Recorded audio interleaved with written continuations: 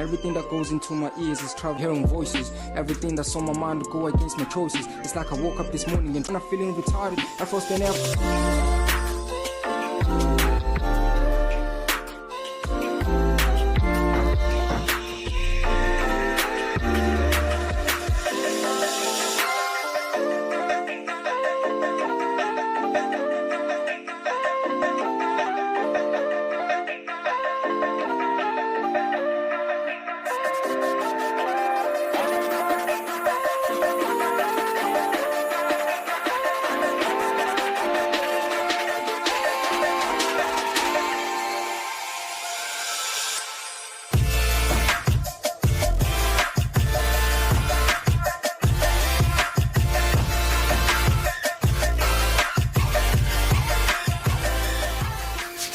What it do? Good morning, good afternoon, good evening, good night, wherever you are at, son. It's your boy KHMOTC all the time. Peace, the black sheep, the kid who's got his ear to the street, son. The host with the most, no boast, no cap. It is behind the scenes with another special artist, another inspiration to the young youth, man. T Frost himself, formerly known as Thuto. We're gonna find out what he's about, what the music is about, when he started, what got him started, what keeps him going. Cause hey, he's pushing, my nigga. He's pushing. So yo, Zwaga. What's up, boy? Always, you know. You good? Yeah, man. Solid. Thanks for having me. Thanks for having me. Man, it's hey, shout out to everybody who's watching. This is your boy Thuto, formerly known as Toughen, but then now it's T Frost, as everybody knows. Just go search the boy on Instagram and listen to T Frost. Say. Yes, sir. Yes, sir, man. It's nice to have you, bro. I've been wanting to have you on the show, boy. I'm right here. Yeah, man. Thanks for having me. Yeah, dude. Thank you for coming. Finally, listen, man. People want to know. You know what I'm saying? Yeah. What do you represent as T Frost? What does T Frost represent? All right. Firstly, let me just explain how the word T Frost came about. Firstly, in my name, T Frost, it's like each and every word has a meaning. You know, and it's like an abbreviation of some sort, and it has a meaning that's behind it. You know, T is for Thuto, F forever, R rapping, off, that's O, and then S story, and then T telling. Thuto forever rapping of storytelling. And a lot of people don't know that. Okay, you know, that's nice. I like that. A lot of people don't know that. But then where I'm coming from, you know, each and everything you do, you know, you have to like make a way for yourself. You see, you speak of like Frost. It's a way of me showing myself to the people out there that I can rap and speak bars in a cold way, you know. But then in that very same sentence, I have my name like in this creativity that is abbreviated and all the things, you know. Okay, so you basically represent the people and you represent yourself as well within the name. That's the way it is. And when did you get started? When did you get started? Well, actually, I don't even know when I started, but when I started, it was like 6 to 5 years ago, but then it wasn't this serious, you know. It wasn't this serious. I remember when I was about like 13 years old, I used to write raps and then, you know, doing freestyles. Even Smelly knows that. I know he knows that. I've been like winning battles at school. I never lost a battle. Ever, that's dope. I was doing like, what do you call this? Battle freestyle raps after school, and then sometimes in some group chats and all that. And then like, I was like, yo, and then people were like, yo, this dude has the moves. You know? He's got what it takes. And that's where I started believing in myself. You know? That's how I went out, and then anytime, any beat and anyhow. But then I cannot really say when I started, but then I know it's just years and years ago, and I've got like three projects out. So there's an album that I released last month, which is December the 25th. But then you released it on Christmas Day. It was Christmas Day. You guys got it was on Christmas Day, and I was in around South Africa. So basically, a lot of people have been pushing pressures on my shoulders and stuff like that, because they were like, hey, how are you going to release an album, songs, singles while you're not in South Africa? You know, but the challenge, but then, you know, people don't know that as I was not in South Africa, I was in Europe, and in Europe I was doing more of the music than touring and exploring the things and all that. So you weren't there just on vacation? It was work. It was work and vacation, but then mostly it was on the work side. That's crazy, man. That's nice. And Where did you come from? Where does Thuto come from? Where were you born and where were you raised? Like, all right, I was born. Okay, let me start at the hospital. Yeah. Just to make these things easier. Yeah. Okay, I was born in Benoni. Yeah. And then I was raised firstly as a kid in Davidson. In Davidson. 15 twin. Yes. For in Etoile East. Yes. And then from there I moved to Springs, where I'm currently living right now. And then that's okay. How So it goes. you represent the 5'9", you represent the East Side. Both sides. Especially the East Side. Yeah. Especially the East Side, because that's where I got all my fans. You know. Yeah, that's where you have everybody. That's where I anticipated the movement. Yeah. And then started seeing. I don't want to say cash precisely, but then the moves. You saw the moves there. Yes, right, excellent, man. It's nice to have people that represent where they come from and they keep the flag high. You know what I'm saying? Because homeboy's putting in work. You know what I'm saying? He's touring the world and he's representing all of us. So stick around, gonna say, "Oh, son, you don't want to miss out, boy. You don't."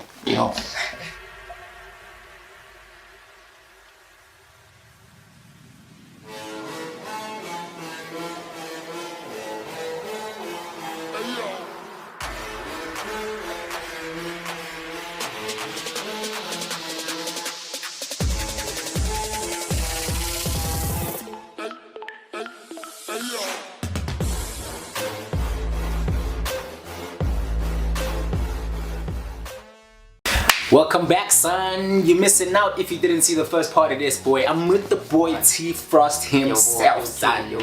Okay. And on let's get into you. When Thuto. What is the scariest thing that you've ever seen or done? Music side or just in general? Just in general, as your experience as a person, the scariest thing you've ever seen or done. In general, firstly, there's no really I wouldn't say scary, but then there are stuff that need raising. There are stuff that are raising eyebrows in that way. In that sense, so basically things that scares me. Firstly, I don't want to talk about phobic things like snakes and all anything like that, but I'm talking about real things. Something that's affected you. What you're going through in life. So firstly, I would say things that would hurt me, things that hurted me before, like school. Firstly, it was school. I was not progressing very well. I didn't have I was in an A student. I was in a bachelor's. I didn't graduate with bachelor's or anything like that. It was just diploma, and I'm cool with it. And that's because I was always stuck in the music. Because instead of studying when I'm coming back home, I do music. I write rap and write the raps. Yeah, that's what I'm all about. So and then the other thing that I'm scared of is that I was getting into drug abuse, but not just any drug. It's just lean. And I have a message to the kids that stuff like this are happening. Such things are happening out there, but then I'm happy I'm out of that. Out of that situation. You were able to break that particular cycle. I broke through. It's all in the mind. The mind. And as each and every day goes, as you take the particular drug or anything like that, it's the more you fall into because there are weekends whereby I would chill with my bros and all that, my friends, my homies, and then we'd be like, nah, bro, we cannot pass this weekend without doing this because this is happening. And we always have this what are we going to do with the media next? Because the media is always on our shoulders. It's always on our shoulders. Because even if you can take it to social media, for instance, WhatsApp, YouTube, Instagram, Facebook, people were like, what is he going to do next? What is he going to do next? And when you're not doing anything, that's where the anxiety and it starts building up. It starts building up, and then that's how you feel. Oh shit! I'm scared to step in that wrong direction. I totally understand. That's actually deep, bro. So you see from what you said, I gather that you face your particular fears head on. Definitely. So you're not really want to shy away from the particular fear. So you rather face it head on and defeat it, and that's it. That's true. Wait, man, that's inspirational. That's truly inspirational. And now I want to know. Every artist, when they work, there's that we all have beliefs and certain things that I can't go into the studio without this pen. You know what I'm saying? Or So what is your most important working tool? You would say, what is the most important tool that you must have? Naganjan. Wait, do you mean like materialistic? Materialistic, figuratively, or something that's in your head, or a prayer, anything that you need to do before you work. Just touched on it. Yeah. The prayer is always important, and it depends with timing as well. Yes. With timing as well, you have to have like.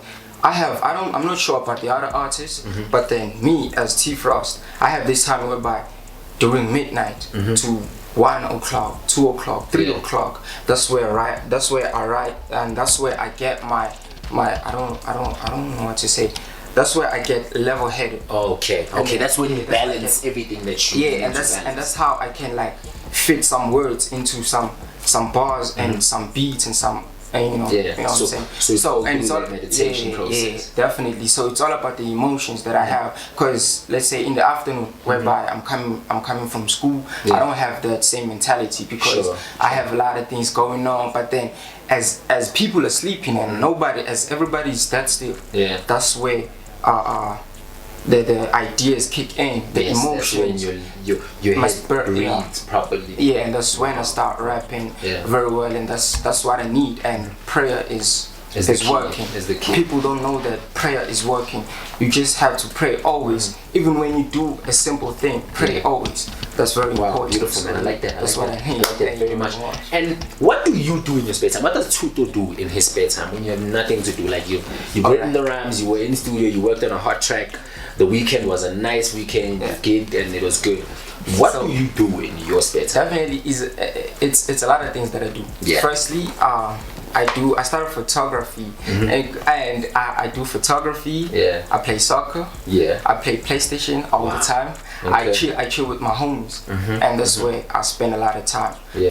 Yes, sir. You're still here with your boy behind the scenes, no T Frost in Dwana. You don't want to miss out. Dwana, before we get into Izzy Dizzy Bye, nah? Always. Tell me about your life as a kid, like Davidton, Nalai Springs, growing up. How was that for you? I was born in Davidton, Benoni, and then from I would say 4 years. Yeah. 4 years. That's when we moved to Springs. So I wouldn't have stuff, memories and things to share, but I have a lot about Springs. Yeah, about Springs. Tell me about that 5'9". That's where I live. That's where I'm at too, boy. Tell me about 5'9". Where would you want me to start though? Springs, right? Because growing up in Springs, it was very challenging because we were like a crossbreed between that classy kid and that suburb kid. So we're like a mix, you know what I mean? So tell me about that. What were the challenges growing up as a young kid in Springs that wants to rap, that loves music? Because obviously, we are Nasekasi. Tell me about that. How did you manage and balance that? Alright, firstly, about music and me growing up in Springs, I would say it was hard because not only because of peer pressure and stuff like that, but then because I have like a bunch of friends and a bunch of people where I live, we do like certain type of things, and when you doing bad in a particular thing that you are trying, people start laughing. Yeah, people start talking. Yes, and they start talking badly. They throw words and stuff and call you names behind your back. And that's what I was struggling with because I was playing soccer. And before I played soccer, I was doing nothing. It was just me in school. Sure. Just me in school. And that is my early ages in primary school. I'm talking about grade 6 and 7, you know. And then when I got to grade 8 and 9, high school, that's when I started like saying, okay, now that I'm playing soccer and I'm good at it. Yeah. All right. A lot of people don't know that I have been in School of Excellence. Yeah, playing. Which is a football school of excellence. I know that academy. That's crazy. Nice. That's how good I was in soccer. But then people like they didn't see me as a musician and artist and musician artist. They didn't see me as something like that because they know me as a player. Yes. So when I told them that I can rap, nigga, they were like, nah, stop it. You can't expect to do everything. Nah, you ain't that kid. But then I always believed in myself that each and everything I do, I give my all, and when I give my all is what I'm going to get back. That's true. Yeah. So basically, that's when I start rapping. But then I used to rap before that in primary school, but then it wasn't as serious. It wasn't as serious when you were in high school. It wasn't as serious. But then I started Okay, I think it became a lot more serious because of the people that I had. Because I wanted to show them that, nah, nigga, I can do this. I can do this. Yeah. So what happened is like the kids were like, nah, dog, you cannot do this. So I was like, okay, let me release an EP, my first EP. Before an EP, it was just 3 singles. 3 singles. My first single, they laughed at because they were like, okay, you can rap, but then your voice, what's your voice? They always have something to say. Always. And then I was like, you know what? I might know that. I want to show them what I can do actually. So I released an EP. That's when I started raising eyebrows again. And that's when people saw the movement and saw what I am about. And then that's where I saw myself, because even I was like afraid of what I'm becoming, because I didn't know myself as this rapper, as this artist. Potential. I didn't know this potential. Nothing like that. So I saw my potential as better than playing, as my potential that I have in playing soccer. You saw it in the music. So I was like, okay, I can do this and this. But then this one, I think I can push it more better, and I see it right now with the results that are happening right now. Yes, beautiful, man. And the you spoke about the project earlier, right? The album. What are the album called? My recent album. Yes. Rhythm and Poetry. Rhythm and Poetry. That's basically rap, right? Because we were listening to it on iTunes with Mary before you got here, and I got the feeling that that particular project was a 90s feel, you know what I'm saying? True, that old boom bap that we grew up on, you know what I'm saying? That's true. That original 90s sound with that particular Springs feel that I was talking about, that Gussie mixed with the Saba Boy. Definitely. You know what I'm saying? So that's the feeling I got from it. Can you tell me more about what you felt about the album and what actually drove you in that particular direction? So basically, I don't want to shy away from being myself, firstly. So I know I'm a rapper. And then I don't like going into trends, you know, just doing whatever what people are doing and just jumping into the wave of what's happening recently. As I'm a piano, I could have just went out there and then released an I'm a piano album, you know, because that was, you know, because that's what's trendy. But then I didn't do that because I know who I am and I know what I can do. So I wanted to like implement and show the kids that if you stick to yourself, you don't have to push yourself into something that you are not. Which is why I decided to do rhythm and poetry. And if you listen to the songs, there's a lot of poetry. There's a lot of poetry. Because I also write poems as well. So it's my artistic way of showing people this is T Frost, you know. So and I listened to the because the one that really affected me is the songs that would be dear to you as an artist, because I'm an artist myself and I write, and I think we hear those songs, you know what I'm saying, when somebody plays a song and it's like, I wanna let my bad, I let on like I feel R.I.P. Raised in Poverty. Oh, for real? Yes, I really like that song, but tell me more about that. What was R.I.P. about for you? R.I.P. Okay, I don't want to say I was raised in poverty to be exact. But then me and my family have been in a place whereby we were once broke as hell. You know? And we didn't have like stuff. I couldn't go to school. I remember there was a time whereby I went to a trip. A trip, you know, school trips. There's what do they call them again? I forgot. But then the school trips in primary school. Primary school. And then I remember the fare was 100 rand. My mother didn't have anything like that. Didn't have even a 10 rand in her pockets. So she was like, nigga, you have to go there, because she saw it in my eyes that you want to. I want to with all I have. So I wanted to go to that, and then my mom was like, since you wanna do that, go to. So I had where I live in Springs. It's just my house, my friend's house, and then there's my other friend's house who is not living there anymore, which is opposite my house. She her granny, we used to call her Sis Margaret. So I used to my mom told me actually to go there to borrow money so I can go to the school trip. And which is 100 rand. And what hurted me is that now that I have this 100 rand, which Sis Margaret gave me, I'm putting my mom into debt. So in that case, I was like, I think materialistic things are more than just personal things, and they are like involved. They are involving and they're overwhelming what people have. They are playing a lot in our reality.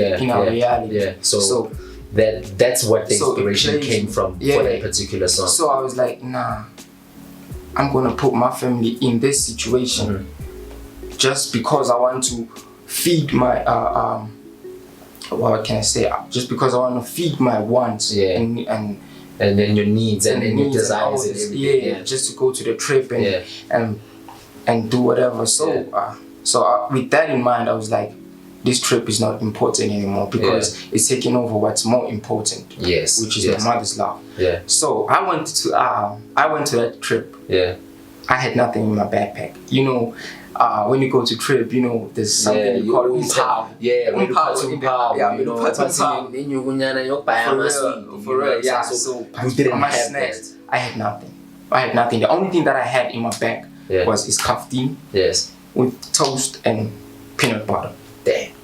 So in the bus, I remember I had like friends, and they'd be like, "What's happening? What's up, bro? What's happening? Why is he sitting alone? Why is he feeling lonely? Why is he like down and stuff like that?" So I was like, "Bruh, forget about me. I'm cool. I'm cool as long as I'm eating and you guys are eating lumpao way." Yeah, sure. Nothing, so we all get to sure.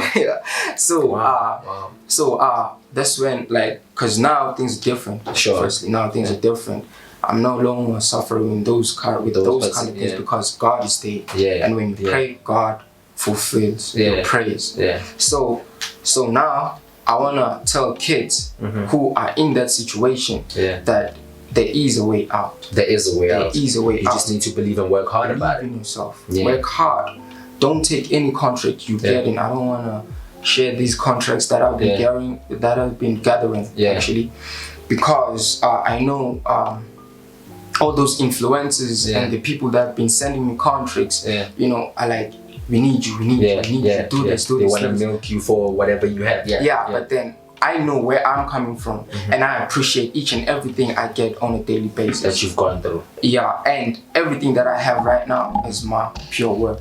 I don't have any manager. Okay, I have a manager, which is my mother, but I don't. She's the mom anyway. So I don't have any manager, any PA, anything like that. You know, you're just working through it. It's just me and my hard work. It's just me and my hard. No record label, nothing like that. I'm just pushing myself.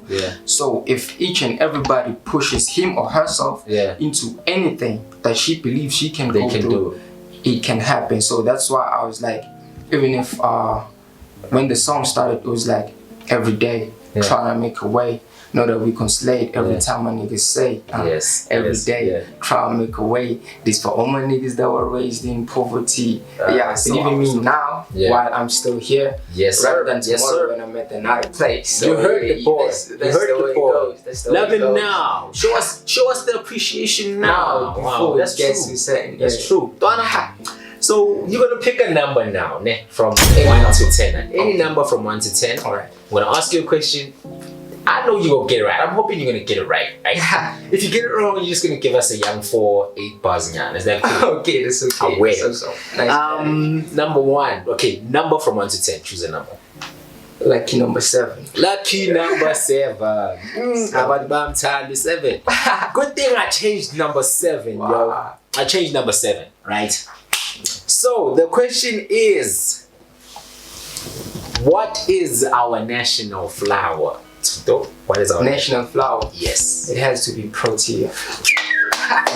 He got it, boy. He got it. Damn. I thought he was going to get it wrong, so he could spit up. But thank you very much. Once again, it was a privilege and an honor to have you on the show. You're an inspiration to young cats out here. You're an inspiration to us old school niggas as well. You know what I mean? Keep doing what you're doing. Where can the people find you? Definitely, you guys can find me on Instagram. First things first, just search T Frost, dash or whatever you call it, hyphen, Frost, T-Frost. Listen to T-Frost, just one word. Listen to T-Frost, but then I think it's better if you just search T-Frost on Instagram or Thuto Mnguni at Facebook. Yes, sir, that's the boy. And you know, I'm CageMoto10 on Instagram, CageMoto.za on Facebook, Nico CageMoto on YouTube. Follow and subscribe, son. NewMoonDigital on YouTube. Follow and subscribe. See that boy. And I need followers on Twitter, people. So follow your boy on Twitter. CageMoto10 signing out. NewMoonDigital behind the scenes. Yes, sir. Yes, sir. It's a wrap.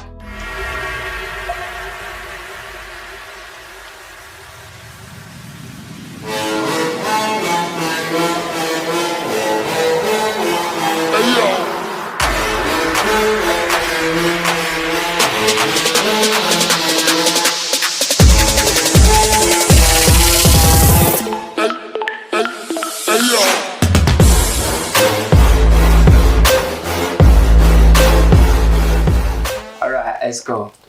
I said shut down, but you never listened. African lyricist, hope you got the message. I'm traveling in Venus, but I never put gas in. I never met my shit like I don't have a toilet. I'm coming in hot without having an appointment. Value in my bars, you can never afford me. Place that I said you can never adore me. It could take a lot of shit for you to come and assault me. Never will shoot me, nobody can shoot me. Hear my nigga voice saying rapping so stupid. Every time I meet up with I hear the voice is scoopy. Take it back to rapping, no my niggas gotta pull it. Shelly will drown down your block. Ooh, said I didn't come here for fun. Ayy, Omo will mess up your socks. Ooh, the verses go bend down your feet. Ayy, Michael Jordan can never jump. Ayy, I got him soldier shooting cops. Ayy, see my world is confused.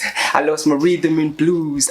I keep my listeners amused. If you jam on my songs, then you gotta roll one. Find a bubble in a gun and backseat of Rover. If you never drinking, then you never sober. Got a bag full of rocks, but I'm not a stoner. I saw the devil praying up to God. On his knees, he don't want me to talk. All the traffic cop never owning licensed. I don't want me rap cause I explore my senses. I've been hiding verses that I stole from Jesus. I'm be charged, don't you call me selfish. I know my rap is moving, trending, bullish. I don't ever wanna hear my name beyond the rain. I hope you can never imply the shit to someone else. I'm not taking any shots, I didn't load my gun. I ram my shit when I do this, I cannot see what you're doing. I found it and I took it. Look at the road that I'm moving. I hope you see that I'm growing. Look at the ways that I'm flowing, it's mad. Cause I'm changing every day, only a call away. I can do this no matter the weather, time of day. I can never show you that it's a different day. Unless I show you there's something you thought I'd never say. Hey. Yeah. I told